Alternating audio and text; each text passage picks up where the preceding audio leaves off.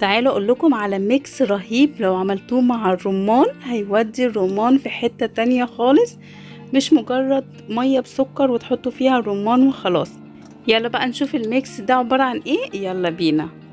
اولا هنجيب كوبايتين من الكركديه وعليهم كورة من التمر. دي اختياري، يعني ممكن نستغنى عن التمر وممكن نستغنى عن الكركديه، يعني ممكن نعمل التمر بس او الكركديه بس الاتنين مع بعض بيدوا لبعض الطعم تحفة.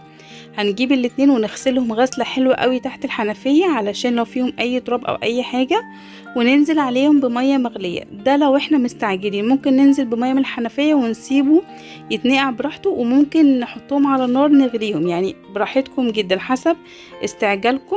بس الافضل طبعا مية من الحنفية وتسيبوها علشان كمان بينزل الضغط جدا. ونسكر بقى حسب رغبتنا، حسب انتوا بتحبوا السكر ايه. لو عايزينه دايت ممكن تحطوا سكر دايت، ممكن تحطوا عسل، براحتكم خالص. ونغطيه وننقعه بقى 3-4 ساعات على الاقل خالص. وبعد كده نجيب بقى الرمان اللي فصصناه ونبدا نجيب مصفى وننزل بالميكس اللي احنا عملناه مع بعض ونصفيه. لازم لازم لازم يتصفى. شايفين بقى التحفة؟ طبعا في الوقت ده تزودوا سكر، تظبطوا السكر بتاعكم، ونحطه بقى في الكوبايات وناكله. بجد تحفة، ميكس رهيب جدا، بيودي الرمان في حتة تانية خالص. وبس كده خلاص، ده كان الفيديو بتاعنا النهاردة ونورتوني. باي باي.